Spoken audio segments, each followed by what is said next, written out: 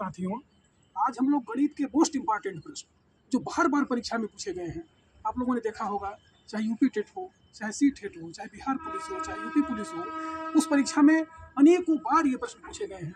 कभी संख्या बदल देता है, कभी संख्या कम करता है, कभी प्राकृतिक संख्या पूछ देता है, कभी जो है कि सम संख्या पूछता है, कभी विषम संख्या। अभी आप प्रश्न नंबर 1 है हमारा कि 3 क्रमागत प्राकृतिक संख्याओं का औसत 21 है, सबसे बड़ी संख्या क्या होगी।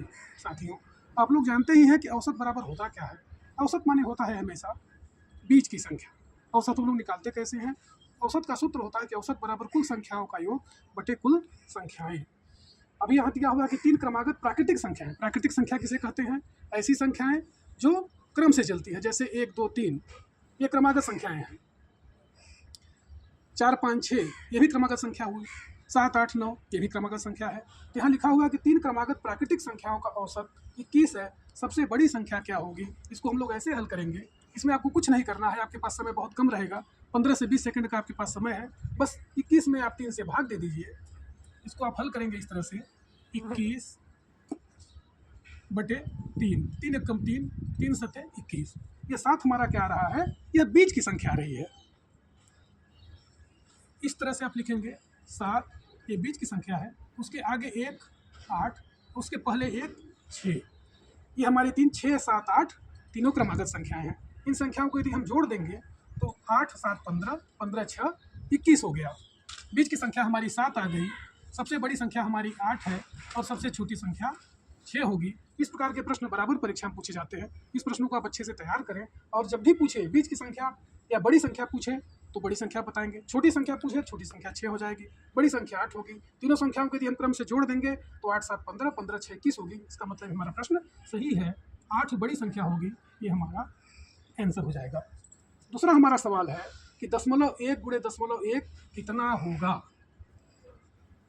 0.1 में 0 का गुणा करते हैं लोग, कभी कभी जो है इसको गलती कर देते हैं। ये प्रश्न बहुत ही महत्वपूर्ण है। इसको हम लोग ऐसे करेंगे, यहाँ लिखेंगे 0.1, यहाँ लिखेंगे गुणे 0.1। 1 में जब 1 का गुणा करेंगे तो 1 ही होगा, लेकिन दशमलव बिंदु देखिए, 1 अंक के पहले यहाँ लगा हुआ है, 1 अंक के पहले यहाँ लगा है, तो गुणा में दशमलव जब हम लगाते हैं तो उसको जोड़ देते हैं। तो 1 अंक के पहले यहाँ, 1 अंक के पहले 1 और 1 2, तो यहाँ हम 0 लगा देंगे, यहाँ दशमलव लगाएंगे और यहाँ 0। दशमलव की बाईं ओर 0 का कोई महत्व नहीं होता है, इसका मतलब हुआ 0.01। इसको आप सिद्ध कैसे करेंगे?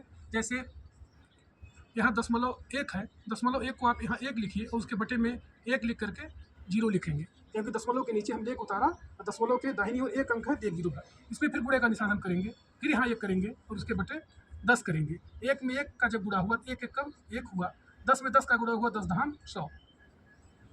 भिन्न का गुणा अंश का गुणा अंश में, हर का गुणा हर।